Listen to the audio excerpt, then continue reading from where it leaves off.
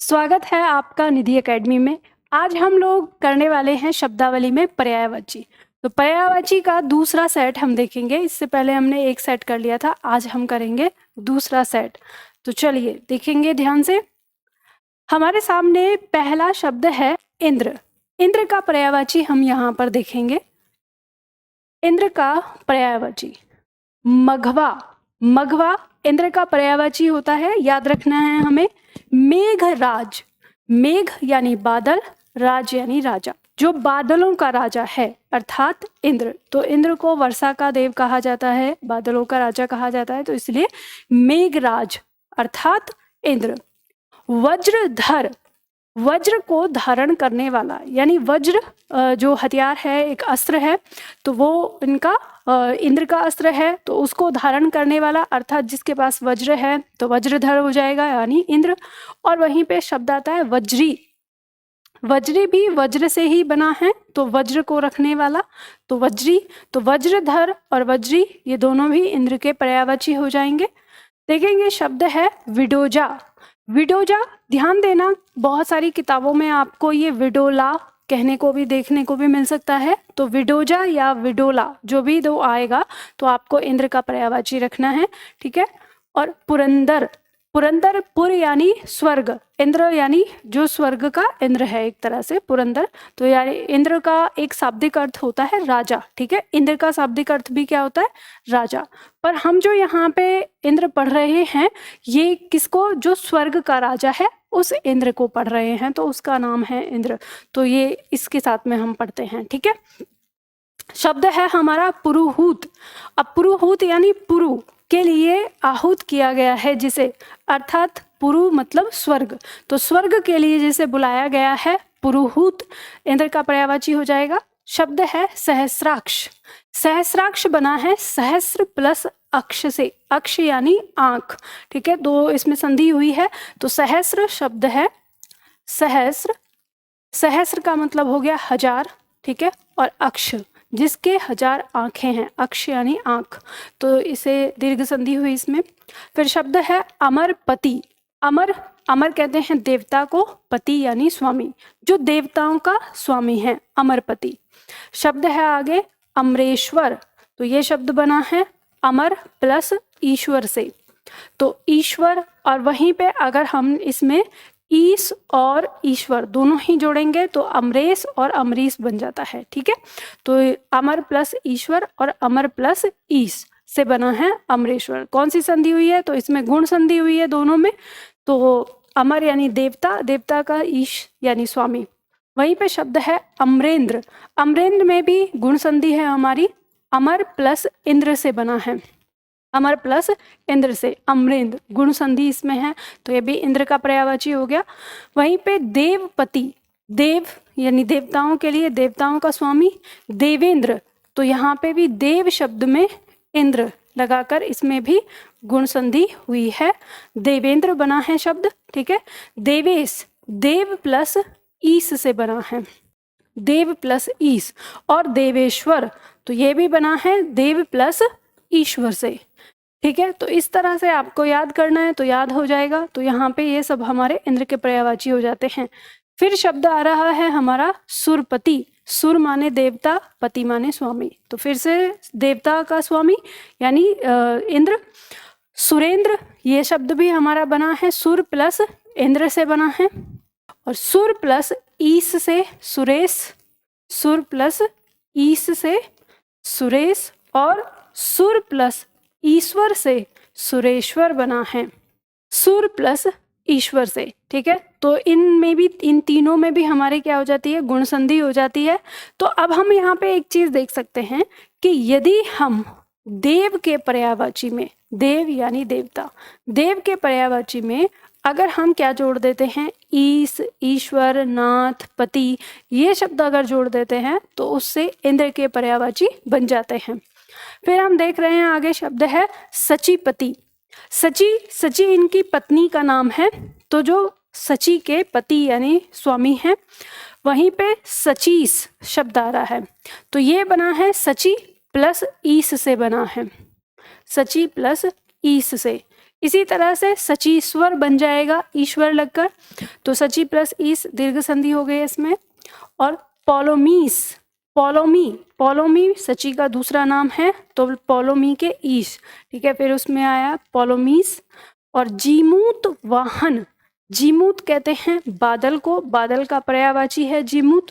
वाहन, तो जो बादल का वाहन है, जिसके वाहन बादल हैं, तो अर्थात इंद्र, ठीक है। फिर शब्द आ जाता है हमारा वासव और शक्र, ये भी इंद्र के पर्यायवाची हैं। तो वासव और शक्र इंद्र के लिए कहा गया है।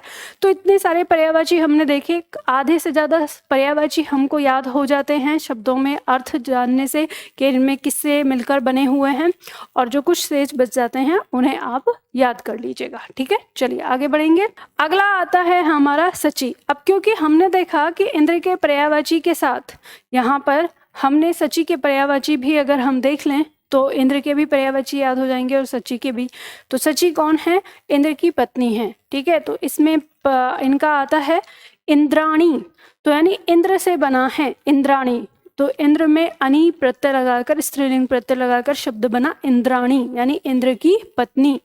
आगे जयवाहिनी, तो जयवाहिनी सची का नाम हो जाएगा।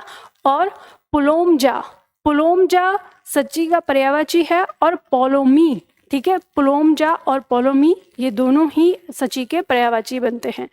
पुलोम इनके पिता का नाम है और जा माने पुत्री, तो उसी से बना है पुलोमजा, यानी पुलोम की पुत्री, और उसी से बना है पोलोमी, ठीक है। तो उनमें ई लगाकर, पुलोम में ई लगाकर पोलोमी बना है। तो इस तरह से सची के नाम बने हैं दो। तो ये हम देखेंगे सची के पर्यायवाची। अब उसी के साथ हमने इंद्र के पर्यायवाची में देखा कि अगर देवता के पर्यायवाची में हम स्वामी या पति इनके पर्यायवाची जोड़ देते हैं तो भी इंद्र के पर्यायवाची बन जाते हैं। तो उसी तरह से हम यहाँ पर देवता का भी पर्यायवाची देखेंगे साथ में। देवता का पर्यायवाची अमर, अमर यानी जो कभी नहीं मरेगा। तो मर शब्द में अ उपसर्ग लग के बना है, जो नहीं मरेगा अमर है, ठीक है। अमर्त्य शब्द है अमर्त्य, तो अमर्त्य शब्द में का भी अर्थ यही आ जाएगा, जो कभी नहीं मरने वाला है, अमर्त्य। आदित्य, आदित्य शब्द बना है अदिति से। अदिति शब्द में हम क्या जोड़ते हैं? ए प्रत्यय जोड़ते हैं। तो ए प्रत्यय जोड़ने से शब्द बनता है आदित्य। अदिति इनकी माता का नाम है। तो जो देवताओं की माता है अदिति, तो अदिति की संतान अर्थात देवता, ठीक है। उसी से शब्द है देव, तो देवता, देव से देवता बना है शब्द, ठीक है। और दैत्यारी शब्द है दैत्यारी, तो ये बना है हमारा शब्द दैत्य प्लस अरि से, ठीक है। इसमें भी संधि हुई है दैत्य प्लस अरि, तो इसमें दीर्घ संधि हुई है। और शब्द है सुर, सुर माने देवता। आगे शब्द है विबुध, विबुध देवता का पर्यायवाची है, याद रखेंगे हम इसे। फिर शब्द है निर्जर, निर्जर शब्द बना है हमारा निर उपसर्ग से, निर उपसर्ग में जर, जर माने होता है बुढ़ापा, तो निर माने नहीं, जिसे बुढ़ापा नहीं आता, तो वो क्या हो जाएगा? निर्जर हो जाएगा। शब्द है फिर अजर, अजर भी इसी तरह से बना हुआ शब्द है, जर माने बुढ़ापा, अ माने नहीं, ठीक है। तो जिसे बुढ़ापा नहीं तो वो देवता। तो निर्जर और अजर ये दोनों ही देवता के पर्यायवाची हो जाएंगे।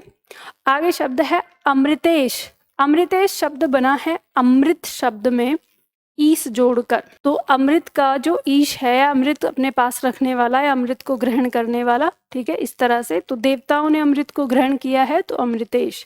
फिर शब्द है अपहर्य, अपहर्य शब्द में आ जाएगा जो कभी नष्ट नहीं होता, तो देवता कभी नष्ट नहीं होता, तो इस तरह से ये देवता के पर्यायवाची हो जाएंगे।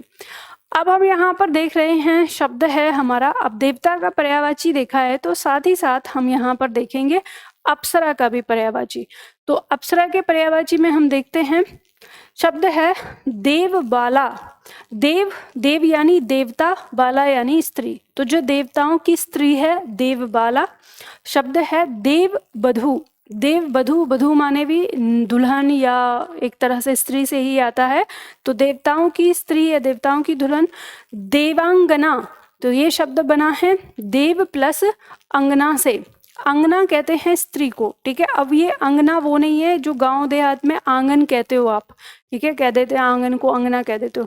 इस अंगना का मतलब स्त्री से है, तो ये परीक्षा में आया हुआ है देवांगना, तो ये ध्यान रखिएगा, देवों की स्त्री। आगे शब्द है सुर बाला, तो सुर फिर से देवता, देवताओं की स्त्री, और अमर नारी, वो नारी जो अमर है, ठीक है। तो इस तरह से ये हमारे हो गए अप्सरा के पर्यायवाची। आगे देखेंगे हम, शब्द है हमारा गंगा। गंगा का पर्यायवाची अब देखते हैं। शब्द है जाह्नवी। जाह्नवी गंगा का पर्यायवाची है। अब देखो, इस शब्द को याद रखने के लिए आप छोटी सी कहानी जान सकते हो कि जब गंगा पृथ्वी लोक पर आई तो ये जाह्नू ऋषि के आश्रम से होकर जब गुजरी तो इनकी धारा का प्रभाव बहुत तेज था, तीव्र था, तो इससे जाह्नू ऋषि के आश्रम में तबाही मच गई। तो उन्होंने गंगा के प्रवाह को, वेग को वहीं पर रोक दिया अपनी शक्ति से, तो जिससे गंगा आगे नहीं बढ़ सकी। तो इस पर भगीरथ ने फिर जाह्नू ऋषि से प्रार्थना की कि मैं अपने पूर्वजों के उत्थान के लिए गंगा को लेकर आया हूँ, तो फिर उन्होंने उन्हें छोड़ दिया। तो कहा जाता है कि अब जहाँ से उनके आश्रम से वो गुजरी हैं उस स्थान पर उनका नाम जाह्नवी पड़ गया, ठीक है। तो अब ये कहानी आपको याद रहेगी, तो याद रहेगा कि जाह्नवी ये गंगा का पर्यायवाची है। शब्द है त्रिपथगा।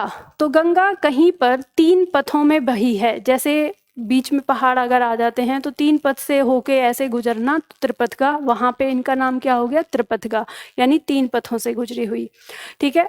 फिर शब्द आता है भागीरथी। भागीरथी यानी भगीरथ। भगीरथ अपने तप से इनको पृथ्वी पे लेकर आए तो इनका नाम भागीरथी पड़ गया।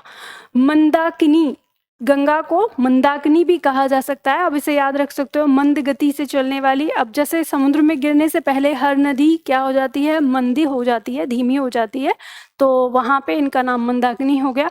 अब शब्द आता है विष्णुपदी।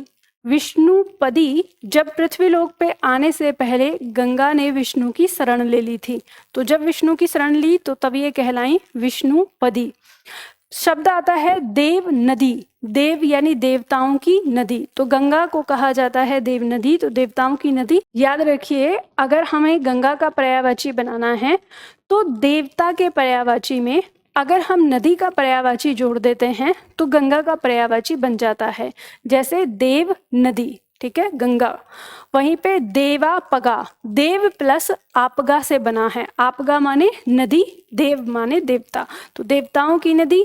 सुर तरंगिणी, सुर माने देवता, तरंगिणी माने नदी, तो देवताओं की नदी सुर तरंगिणी गंगा का पर्यायवाची हो गया। सुर सरी, सुर देवता और सरी माने नदी, ठीक है। तो फिर से देवताओं की नदी। उसी तरह से सुर सरिता, सरिता माने नदी होता है, सुर माने देवता, ठीक है, या देव सरिता, इस तरह से आ जाएगा तो भी गंगा का पर्यायवाची हो जाएगा। स्वर्ग तरंगिणी, स्वर्ग की नदी, तरंगिणी यानी नदी, और स्वर्ग तो स्वर्ग की नदी। और स्वर्गापगा, स्वर्ग की आपगा, आपगा माने भी नदी होता है, ठीक है। तो इस तरह से गंगा के पर्यायवाची यहाँ पे देखने को मिल रहे हैं। इसके अलावा और भी गंगा के पर्यायवाची बन सकते हैं, जो हम देखेंगे किस तरह से। वही कि अगर देवताओं के पर्यायवाची में नदी का पर्यायवाची लगा दिया जाए तो गंगा का पर्यायवाची बन जाता है। अब इसमें हम इसी के साथ साथ हम फिर नदी का पर्यायवाची याद कर लेते हैं यहाँ पर, ठीक है। जो नदी दी है तो नदी का पर्यायवाची याद कर लेंगे तो गंगा का भी पर्यायवाची याद करने में आसान रहेगा। देखेंगे जैसे सरिता, सरिता नदी का पर्यायवाची है। आपगा, तरंगिणी, तरंगिणी गंगा नदी का पर्यायवाची है, ठीक है। सरी ये नदी का पर्यायवाची। कल्लोलिनी, मेरे साथ आप दोहराइएगा, कल्लोलिनी नदी का पर्यायवाची है। तटिनी, तटिनी और तटी ये दोनों ही शब्द तटनी और तटी इस तरह से याद रखना है, नदी के ही पर्यायवाची होते हैं। दरिया, दरिया ये अरबी शब्द है, तो दरिया नदी के लिए प्रयोग किया जाता है, तो दरिया शब्द आ जाता है नदी का पर्यायवाची, ठीक है। निम्नगा, निम्नगा माने भी नदी होता है, ठीक है। पयश्वनी, पयश्वनी पय माने पानी, स्वनी यानी स्वामिनी, तो जो पानी की स्वामिनी अर्थात नदी हो गया पश्वनी, ठीक है। प्रवाहिनी, तो प्रवाहिनी भी नदी के लिए ही आ जाता है। शैवालिनी, यानी शैवालों को पैदा करने वाली। अब एक तरह से जहाँ से गंगा का पानी बहता है उसके किनारे आदि में बहुत सारे शैवाल उत्पन्न हो जाते हैं, तो शैवालिनी नदी के लिए आया है। ठीक है। निर्झरणी, तो निर्झरणी, तो निर्झर कहते हैं जो झरना होता है उसके लिए, और निर्झरणी हो जाता है निर्झर को बनाने वाली, यानी झरनों को बनाने वाली। तो नदी झरनों को बनाने वाली है निर्झरणी। और कुलंकषा, कुलंकषा नदी का पर्यायवाची है। और सलीला, सलीला बना है सलिल, सलिल माने पानी, और आ लगा कर सलीला यानी नदी। ठीक है, इस तरह से पर्यायवाची बन जाते हैं। और ध्यान दीजिएगा कि जिन शब्दों को मैं बता रही हूँ तो कौन सा किससे बना है, आप उन्हें नोट भी करते रहिए साथ के साथ। अब इसके बाद देखते हैं हम आगे शब्द है हमारा द्रौपदी। द्रौपदी का पर्यायवाची देखेंगे। द्रौपदी का पर्यायवाची है कृष्णा। कृष्णा का अर्थ है यहाँ पे सावले से। ठीक है, तो द्रौपदी सावले रंग की थी क्योंकि यज्ञवेदी से उत्पन्न हुई थी, तो इसलिए इनका रंग सावला था, तो इसीलिए इनको कृष्णा भी कहा जाता था। ठीक है। और सैरंध्री, सैरंध्री द्रौपदी का पर्यायवाची है। वेदीजा, यज्ञ की वेदी से उत्पन्न, वेदीजा, तो इसीलिए वेदी से उत्पन्न यानी वेदी की पुत्री। ठीक है, तो द्रौपदी। और द्रुपद सुता, द्रुपद की पुत्री हैं तो द्रुपद सुता। और पांचाल कुमारी, पांचाल देश की राजकुमारी, तो इसलिए पांचाल कुमारी कहा गया इन्हें। और पांचाली, वही पांचाल देश से बना है पांचाली। याग सैनी, यज्ञ से उत्पन्न होने वाली याग सैनी। ठीक है, तो ये द्रौपदी के पर्यायवाची हो जाते हैं। आगे देखेंगे हम अर्जुन का पर्यायवाची। अर्जुन का पर्यायवाची देखेंगे ध्यान से। कौन्ते, कौन्ते यानी कुंती से बना शब्द है, कुंती में ए प्रत्यय लगाकर, कुंती की संतान कौन्ते। ठीक है, शब्द है जिष्णु। एक शब्द होता है विष्णु, और यहाँ पे ध्यान दें विष्णु तो विष्णु का पर्यायवाची है, और अर्जुन का पर्यायवाची है जिष्णु। ठीक है, ज आता है। धनंजय, धन को जय करने वाला यानी धन पर विजय पाने वाला धनंजय। पार्थ, पार्थ शब्द बना है प्रथा से। प्रथा कुंती का नाम है बचपन का, और उसमें हम जोड़ते हैं अप्रत्यय को। ठीक है, तो जब हम अप्रत्यय को जोड़ते हैं तो ये बन जाता है पार्थ। अब ये कैसे होता है, तो प्रत्यय जुड़ने पे आपको पता चलेगा कि प्रथा से पार्थ बना है, तो प्रथा की संतान यानी पार्थ अर्जुन के लिए कहा गया है। पांडु नंदन, पांडु के पुत्र। ठीक है, तो पांडु के पुत्र तो पांडु नंदन। कुंती सुत, कुंती के सुत, कुंती के पुत्र हैं। ठीक है। विजय रथ, विजय रथ जिनका रथ हमेशा विजय पाता है या हमेशा विजय करता है, तो इसलिए इन्हें विजय रथ भी कहा जाता था। बृहन्नला, बृहन्नला अर्जुन का नाम है जब ये अज्ञातवास में रहे और जब अर्जुन ने किन्नर का वेश धारण किया था तो बृहन्नला उनका नाम रखा था उस समय। आगे श्वेत वाहन, तो अर्जुन के जो वाहन हैं या जो उनके रथ में घोड़े जुड़ते हैं वो श्वेत रंग के हैं, तो इसीलिए श्वेत वाहन इनका नाम रखा है। आगे शब्द है विजय, क्योंकि ये हमेशा विजय पाते हैं इसलिए इनका नाम विजय है। फाल्गुन, फाल्गुन भी अर्जुन का ही नाम है। सव्यसाची, सव्यसाची कहते हैं जो अपने दोनों हाथों से काम कर सकता हो। ठीक है, उसके लिए सीधा उल्टा कुछ नहीं, दोनों हाथों से। तो अर्जुन दोनों हाथों से तीर चलाने में सक्षम थे। ठीक है, इसीलिए उनको सव्यसाची कहा जाता है। शब्द आता है कपिध्वज, कपिध्वज यानी जिनके ध्वज पर कपि या हनुमान जी का चित्र है। ठीक है, तो जिनके ध्वज पर हनुमान जी का चित्र है अर्थात अर्जुन। गुड़ाकेश, गुड़ाकेश शब्द जो बना है ये शब्द बना है गुड़ाका, गुड़ाका में ईस जोड़कर, गुड़ाका कहते हैं नींद को। ठीक है, जो नींद पर, नींद का स्वामी है या जिसने नींद पर विजय पाली है, गुड़ाकेश। ठीक है, शब्द है गांडीवधारी, तो जो गांडीव धनुष को धारण करता है गांडीवधारी, ये आ जाता है नाम। और फिर शब्द आता है मध्य पांडव, मध्य पांडव यानी पांडवों के बीच में मध्य में थे, तीसरे नंबर के थे, तो इसीलिए इन्हें मध्य पांडव भी कहा जाता है अर्जुन को। और बिभत्सु या भीभत्सु दोनों में से कोई सा भी नाम आ सकता है जो अर्जुन का पर्यायवाची रहता है। तो ब हो सकता है या भ हो सकता है, अलग अलग किताबों में अलग अलग मिला है और कई सारी किताबों में कई बार ये अलग अलग दोहराया गया। तो अब ये नहीं समझ में आता कि इसमें से शुद्ध रूप कौन सा है, तो आपको याद रखना है कोई सा भी आ जाएगा तो अर्जुन का पर्यायवाची है। ठीक है, चलिए तो इस तरह से हम लोगों ने आज यहाँ पे कुछ पर्यायवाची देखे। तो उम्मीद करती हूँ आपको ये समझ में आया होगा। और जब भी कभी पर्यायवाची आप याद करो तो उस शब्द को देखो कि कहीं वो दो टुकड़ों में टूटकर उसकी कोई व्याख्या होकर तो नहीं बन रहा है। अगर व्याख्या होकर बन रहा है तो आप उसे हमेशा के लिए याद रख सकते हैं बजाय रटने के। ठीक है, कुछ शब्द ऐसे होते हैं जो आपको रटने ही पड़ते हैं, जिनका अर्थ आपको नहीं मिल सकता, हो सकता है क्योंकि आजकल नहीं मिलता देखने को कैसे बना है कैसे नहीं बना है, और फिर एक एक शब्द पर आप रिसर्च करने जाओगे तो बहुत लंबा समय लगेगा। तो ऐसे में उन शब्दों को थोड़ा रट लिया करो। तो चलिए आज के लिए हम इतना ही करते हैं, फिर मिलते हैं हम अगली क्लास में।